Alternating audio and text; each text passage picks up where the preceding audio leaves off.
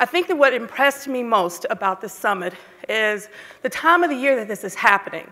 This is January. This is right after the holidays. We're all ready to go back to school. Well, we're already back in school. But we're at that point in time in the year when I'm going to be honest for a minute. Is that okay with y'all? All right, administrators get crazy. The test is coming. Yes, we know. You already have plans for all of your remediation schedules. You're probably getting ready to benchmark kids again to see who goes in what session for which class. And there's going to come a point in time when the passion that you have will be drained, when the person that's in the classroom next to you is going to irritate the heck out of you. It's real talk. When you're going to go home at the end of the day and you're going to question your purpose, and you're going to wonder, why in the heck did I do this to begin with? So I'm going to share with you my story of why I teach and what I go back to, because right now I'm going to be honest, I'm dealing with some struggles right here myself. When I would like to think as passionate as I am, I was told, you know what, you're a little bit too passionate. We need you to chime it down. Can you please tweet a little bit less about race? That's kind of making people uncomfortable. Can you please talk a little bit less about all the extra things you do outside of work, because we're not there yet, so we need you to calm that little part down. And so for me, it's important to go home and reignite myself. So I have my little mirror moment, my time with Rafranz. I used to hashtag it Hour of Rafranz, but that didn't last. And so I'm going to tell you this little story, and you'll get really kind of what has really pushed what I've done in my classroom. So when I was in 4th grade, I had this amazing teacher. Her name was Mrs. Joyce Smith. Just know it was 30 years ago. And I'm completely aging myself. I'm not 25. So anyway, Mrs. Smith one day came into class and said, hey, we're about to get ready to have the school spelling bee. So who wants to participate? And if any of you have taught elementary age kids and have had to give that booklet for the Dallas News Spelling Bee, you know exactly how intimidating that book is. So of course nobody says a word. She comes back and says, correction. She walks by my desk, puts a book on my desk, and says, who wants to participate with Rafranz, because she's going to represent our class.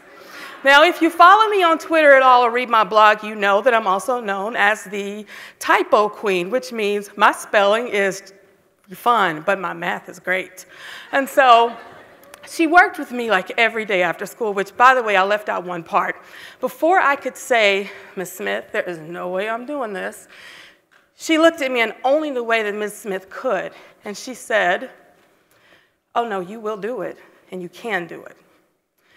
She knew something about me that I was really not ready to deal with. I was a shy kid. I was really more comfortable to myself in my corner.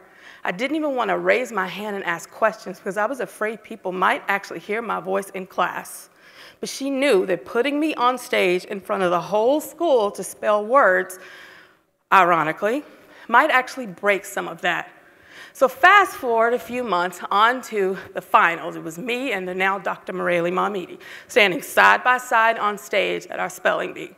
And I'm like, oh my gosh, I'm doing really good or I'm getting really lucky, one of the two.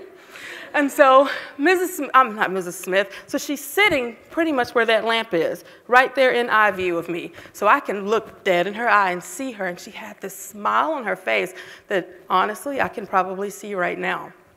And so the proctor calls my word, and he says, halo. Now, y'all think about the word halo for a minute. So in my mind, you're probably thinking, I'm gonna knock this out of the park. I can spell that word. I stood up taller, stuck my neck up higher, looked dead into Miss Smith's eyes, and I said, H-A-Y-L-O-W. Thank you. Needless to say, I did not win the spelling bee. So I remember to leave, and that wasn't even the moment that made me teach. I'm getting there, it gets good. So I'm leaving the stage, and I'm at this point in time, my head is hanging low. I've just misspelled halo in front of all of my classmates and Mrs. Smith, who spent hours after school working with me. And she called me back and said, Miss Davis, where do you think you're going? I really don't know where I was going, because clearly I was going back to her class anyway. But I came back around to where she was, and without a word, she probably saw the tears in my eyes, because I was bawling, crying. And she put her arms around me in such a way that if I hold my arms like this, I can still feel the warmth of her embrace. And she said, "I'm so proud of you." And I looked up at her and I said, "But I misspelled halo and I'm sorry I didn't win." And she said, "That wasn't the point. You did it." And that moment has carried me for all of these years. That lesson in that it didn't matter that I didn't win. It didn't matter that now I can spell halo. But what mattered was the moment, the journey. The journey of actually getting to that moment mattered more than anything. So when I became a teacher of my own right, and I had to work with students, and we were, of course, now we're testing and more testing and district testing and benchmark testing, and then the benchmark of the benchmark of the benchmark. You know what I'm talking about. We're doing all of that.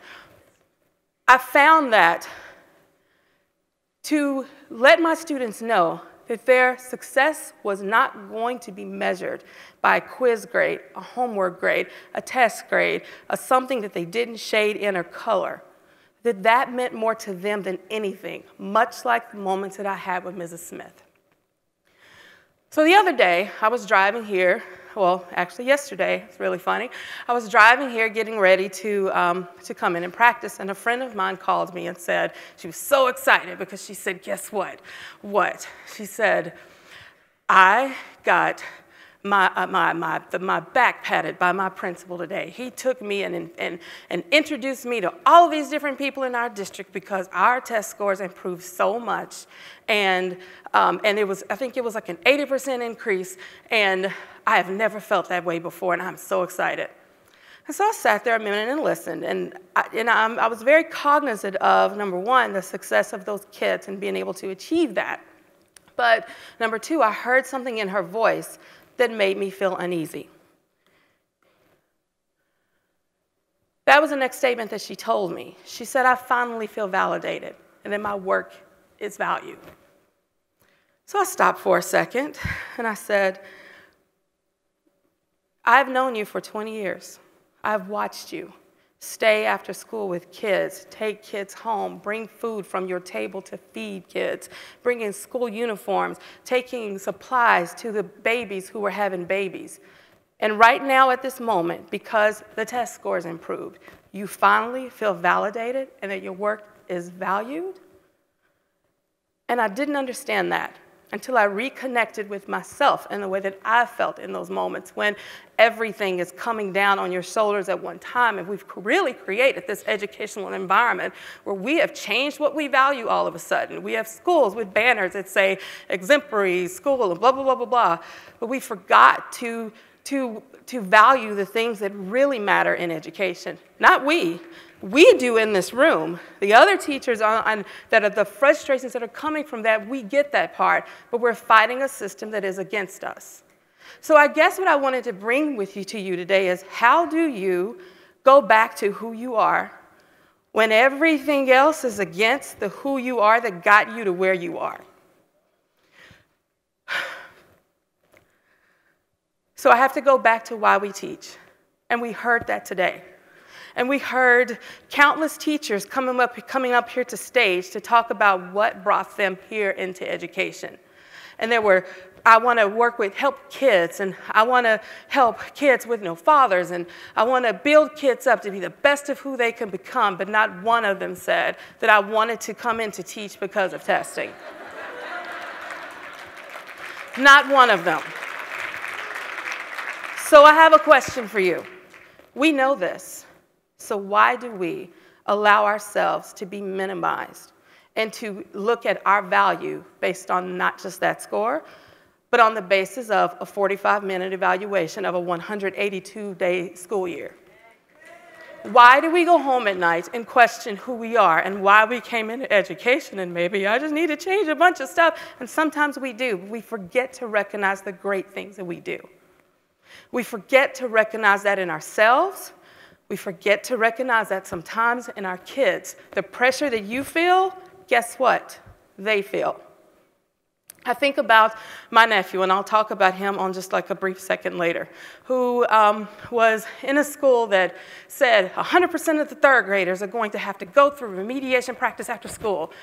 And this is a kid who, like, if you really want to look at scores, he's scored off the rocket on everything he's done. But because the focus is on making sure that the school is 100% exemplary and we have 100% of this and 100% of that, even if you don't need remediation, guess what? You get to stay after school to do Think Through Math for an hour 3 times a week, just because we want to make sure that we get everybody doing it. And it's not right. And it's not the right thing to do. And we know this. So what do you do when you have to do the things, the mandates that you don't want to do? When you have to do the things that you don't believe in, and you sometimes forget why you came into education? I think about Miss Michelle when she was dancing and I was in tears. And all I could think about was the soul that we saw on this stage of her while she was moving around to that music. I can also think about my mother, who was probably at home shouting while she was dancing and watching this on a live feed. But I thought about that because I have a lot of friends that are dancers, and they always say that when they have stress in their lives, they always go back to the rock. And to them, it's the bar in that ballet studio where nothing else matters but the dance you're about to do. So for you, here's what I do and what you can do. You go back to what brought you into teaching. When you look at that evaluation sheet, you look at those score sheets, you go back to say, you know what? This is going to inform maybe some things I can fix. You know, let's be real on the evaluation part, probably things I can fix for the lesson that I gave on that particular day. But what really matters is, did I impact a child? Did I help them become the best of who they could be? Did I get that aha moment when they figured out that math problem? Did I listen to them ask questions more? Did I shut up and let them take control of their learning? Those are the things that matter more than anything else. The greatest work that you do is immeasurable. There's not going to be an evaluation for that 1 a.m. phone call that comes in from a parent who is desperate because the only person that can get through to her 18-year-old son is you. There's not going to be an evaluation for the fact that you've gone to the grocery store and spent probably a good amount of money every week to make sure that your 5th period football class had snacks, because you know good and well coach didn't let them out of practice in time and they didn't even eat lunch, but yet you want them to sit in your class and do math?